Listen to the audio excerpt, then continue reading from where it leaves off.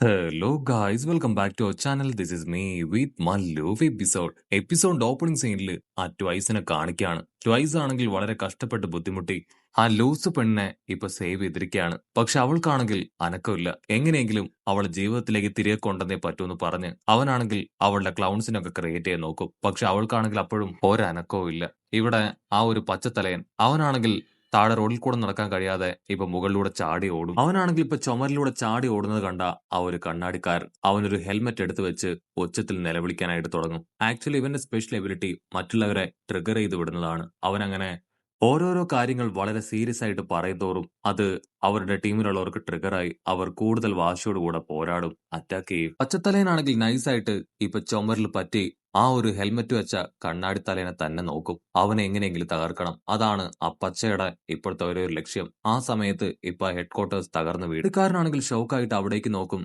ആ ഒരു സമയത്ത് ഇവിടെ പച്ചത്തലയൻ അവനാണെങ്കിൽ മനസ്സിൽ കണക്ക് കൂട്ടും. ഇതാണ് പറ്റിയ സമയം, എത്രയും വേഗം അവനെ കീഴ്പ്പെടുത്തും. പച്ചത്തലയനാണെങ്കിൽ ചാടി വന്ന് അവന്റെ ദേഹത്ത് അങ്ങനെ പറ്റിപ്പിടിച്ച് നഖമൊക്കെ വെച്ച് അവനെ വലിച്ചു കീറാനായിട്ട് ശ്രമിക്കും. പക്ഷെ ആ കണ്ണാടി തലയനാണെങ്കിൽ അവനെ തട്ടി താഴെ ഇടുകയാണ്. അവന്റെ സ്വാഡ് എടുക്കും. എന്തൊക്കെ സംഭവിച്ചാലും പിന്മാറില്ല എന്ന് പറഞ്ഞ് അവനാണെങ്കിൽ എഴുന്നേൽക്കും. എന്നിട്ട് ചുറ്റും നോക്കി എന്തൊക്കെയോ കാര്യമായിട്ട് സംസാരിക്കുകയാണ്. ഡോമർ പറഞ്ഞ കാര്യങ്ങളൊക്കെ അവന്റെ മനസ്സിലേക്ക് വരും. അതൊക്കെ തന്നെ ചുറ്റുമുള്ള ആൾക്കാരോട് അവൻ പറഞ്ഞുകൊണ്ടേയിരിക്കും. ആ പച്ചയ്ക്കാണെങ്കിൽ കാര്യം നന്നായിട്ട് മനസ്സിലായി. ഡോമർ പയ്യൻ തന്നെയാണ് ആ ബിൽഡിംഗ് തകർത്തതെന്ന്. സോ അവർക്ക് ജയിക്കാനുള്ള ഹോപ്പ് അത് കൂടി വരികയാണ്.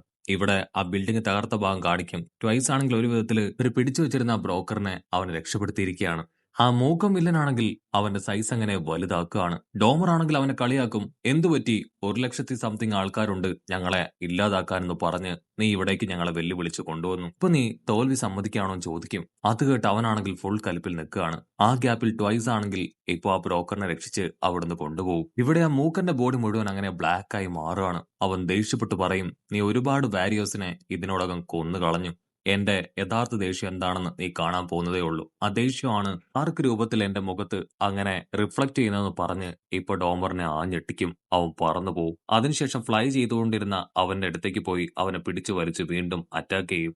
ആ ഒരു മൂക്കന്റെ റിയൽ പവർ അത് സ്ട്രെസ് അങ്ങനെ എൻഹാൻസ് ചെയ്ത് അത് അവന്റെ പവറാക്കി മാറ്റുക എന്നതാണ്. അവൻ എത്രത്തോളം ദേഷ്യവും വെറുപ്പും ഉണ്ടോ അതെല്ലാം തന്നെ അവന്റെ പവറാക്കി കൺവേർട്ട് ചെയ്ത് ഓപ്പണൻസിനെ അറ്റാക്ക് ചെയ്യും. ഡോമർ പയ്യന്റെ കൈ രണ്ടും അവൻ അങ്ങനെ പിടിച്ചു വലിച്ച് രണ്ട് ഭാഗത്തേക്ക് അങ്ങനെ നിവർത്തുകയാണ്. നീ നിന്റെ കയ്യിലെ പവർ ഉപയോഗിച്ചല്ലേ ഇതൊക്കെ ചെയ്യുന്നത്. സോ ഇനി നിനക്ക് കൈ വേണ്ടാന്ന് പറഞ്ഞ് ആ കൈ അങ്ങനെ അമർത്തി ഒടിക്കുകയാണ്.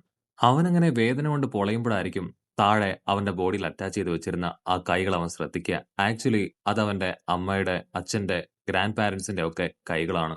സത്യത്തിൽ ആ ആൽഫാർ വൺ അവനാണ് ഇവനെ മാനിപ്പുലേറ്റ് ചെയ്ത് ആ കൈകളെല്ലാം അവന്റെ ദേഹത്ത് വെച്ച് കൊടുത്തത്. നിന്റെ ഫീലിങ്സ് അത് പതിയെ പതിയെ നിനക്ക് നഷ്ടപ്പെട്ടോളൂ. സോ അതുകൊണ്ട് ഈ കൈകളെല്ലാം നിന്റെ ശരീരത്തിന്റെ ഓരോ ഭാഗത്തായി നീ ഘടിപ്പിക്കണം എന്നവൻ പറഞ്ഞു. അതിനുശേഷമാണ് അവൻ ആ കാര്യം ചെയ്തത്. ആദ്യമായിട്ട് അവന്റെ ചേച്ചി, അവളുടെ പേര് ഹാന എന്നാണ്. എപ്പോഴും ഒരുപാട് വിഷമത്തിൽ വിഷാദത്തിൽ ഇരുന്ന അവനെ ചില്ലാക്കുകയും അവന്റെ മൈൻഡ് അത് കൂടുതൽ ഹാപ്പി ആക്കുകയും ചെയ്ത് അവനുമായിട്ട് ഹാപ്പി ആയിട്ട് സ്പെൻഡ് ചെയ്തത്, അവനുമായിട്ട് ഹാപ്പി ടൈം സ്പെൻഡ് ചെയ്തത് അത് അവന്റെ ചേച്ചിയാണ്. അവൻ ആ കാര്യങ്ങളെല്ലാം ഓർക്കും. ഇവിടെ ആ മൂക്കനാണെങ്കിൽ അവന്റെ കൈ അങ്ങനെ തകർക്കുകയാണ്. അവൻ ഈ കാര്യങ്ങളെല്ലാം ഓർത്ത് എന്റെ കയ്യിലേക്ക് പവർ കൊണ്ടുവന്ന് ഇപ്പൊ ആ മൂക്കനെ തന്നെ അങ്ങനെ തൂക്കിയെടുത്ത് വലിച്ചെറിയുകയാണ്. ആ മൂക്കൻ വില്ലനാണെങ്കിൽ ഷോക്കാവും. കാരണം ഡോമറിനെ കുറിച്ച് അവൻ അറിഞ്ഞ ഇൻഫർമേഷൻ അത് ഡിഫറന്റ് ആയിരുന്നു. അവന്റെ 5 വിരലും വെച്ച് മാത്രമേ അവനെ കൊണ്ട് അറ്റാക്ക് ചെയ്യാൻ കഴിയുകയുള്ളൂ എന്നാണ് അവന് കിട്ടിയ ഇൻഫർമേഷൻ. പക്ഷെ അവനിപ്പോ വെറും 2 കൈ ഉപയോഗിച്ചാണ് അത്രയും ശക്തനായ മൂക്കനെ ഇപ്പൊ വലിച്ചെറിഞ്ഞിരിക്കുന്നത്. ഞാൻ വളരെയധികം കെയർഫുൾ ആയിരിക്കണം. അവൻ കരുതും പോലെയല്ല, അവൻ അല്പം കൂടെ ടെററാണ്, പവർഫുൾ ആണ്. ഡോമറിന്റെ ബോഡിയിലാണെങ്കിൽ ഒരുപാട് പരിക്കുകൾ പറ്റിയിട്ടുണ്ട്. അവനാണെങ്കിൽ എങ്കിലും വിട്ടുകൊടുക്കാതെ ആ മൂക്കന്റെ നേർക്ക് അങ്ങനെ ചാടി വീഴുകയാണ്. മൂക്കനാണെങ്കിൽ അവന്റെ ഹാർട്ട് ബീറ്റ് കൂടും. ഡോമർ ആണെങ്കിൽ ഓൾറെഡി നമ്മളുടെ ഹീറോസിന്റെ കയ്യിലൊക്കെ പെട്ട് അവിടുന്ന് രക്ഷപ്പെട്ടു വന്ന ആളാണ്. സോ അവൻ അറിയാം എന്ത് ചെയ്യണമെന്നും അപകടത്തിൽ പെട്ടുപോയ എങ്ങനെ അതിൽ നിന്ന് രക്ഷപ്പെട്ടു വരണമെന്നും. അവനാണെങ്കിൽ ആ മൂക്കന് ചുറ്റും ഇപ്പൊ അങ്ങനെ ഓടിക്കൊണ്ടിരിക്കുകയാണ്. മൂക്കന്റെ ടെൻഷനും ഹാർട്ട് ബീറ്റും അതങ്ങനെ കൂടി കൂടി വരും. അവന്റെ സ്ട്രെസ് ആണെങ്കിൽ കൂടി ഇപ്പൊ അവന്റെ ബോഡി അങ്ങനെ കുറെ കൂടെ പവർഫുൾ ആയി വലുതായി മാറും. അവൻ അവന്റെ കയ്യിൽ നിന്ന് ഒരു സ്പെഷ്യൽ പവർ കയ്യിലെടുക്കുകയാണ്. ഡോമറിനാണെങ്കിൽ അതൊന്നും കണ്ടിട്ട് യാതൊരു ഭാവവ്യത്യാസവും ഇല്ല. അവൻ ചുറ്റും ഓടിക്കൊണ്ടേയിരിക്കും.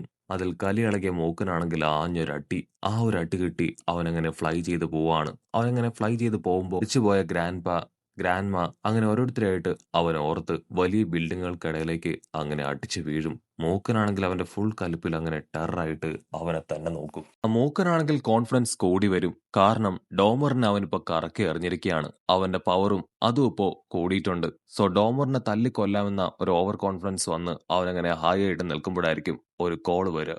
അതാണെങ്കിൽ ക്യാഷ്വലായിട്ട് കോള് അറ്റൻഡ് ചെയ്യും. ഓപ്പോസിറ്റ് സൈഡ് ആ ഒരു മുടിയൻ. അവൻ വിളിച്ചു പറയും, കാര്യങ്ങളെല്ലാം നമ്മുടെ കൈവിട്ടു പോയി. നമ്മൾ അറിഞ്ഞതുപോലെയല്ല ലീഗ് ഓഫ് വില്യൻസ്. അവരുടെ ഉള്ളിൽ ഒരുപാട് രഹസ്യങ്ങളുണ്ട്. ഇപ്പൊ വലിയൊരു വില്ലൻ നമ്മളെ നോക്കി വരികയാണ്. അവനെക്കുറിച്ച് യാതൊരു ഇൻഫർമേഷനും ഇതുവരെ നമുക്ക് കിട്ടിയിരുന്നില്ല. നമ്മുടെ ജീവൻ സംരക്ഷിക്കണമെങ്കിൽ ഓടി രക്ഷപ്പെടുന്നതായിരിക്കും ഏറ്റവും നല്ലതെന്ന് പറയും. അപ്പൊ ക്യാമറ അങ്ങനെ സൂം ഔട്ട് ചെയ്ത് കാണിക്കും. ആ ഒരു ഡോക്ടർ അവൻ ഉണർത്തിവിട്ട ആ ഒരു ട്രൈബ് മാൻ അവൻ അവിടേക്ക് ഓടി വന്നുകൊണ്ടിരിക്കുകയാണ്. അത് കണ്ട് എല്ലാവരും ഞെട്ടും. കട്ട് ചെയ്ത വലിച്ചെറിഞ്ഞ ഡോമർ പയ്യൻ അവനാണെങ്കിൽ കാലിലും കയ്യിലൊക്കെ ഒരുപാട് മുറിവുകൾ പറ്റിയിട്ടും വീണ്ടും ഇപ്പൊ ആ മൂക്കനെ നോക്കി അവനെ അറ്റാക്ക് ചെയ്യാൻ എഴുന്നേറ്റ് വരും. ഡോമർ പയ്യനെ കണ്ട ആ മൂക്കനാണെങ്കിൽ അവന്റെ കയ്യിലേക്ക് നോക്കും.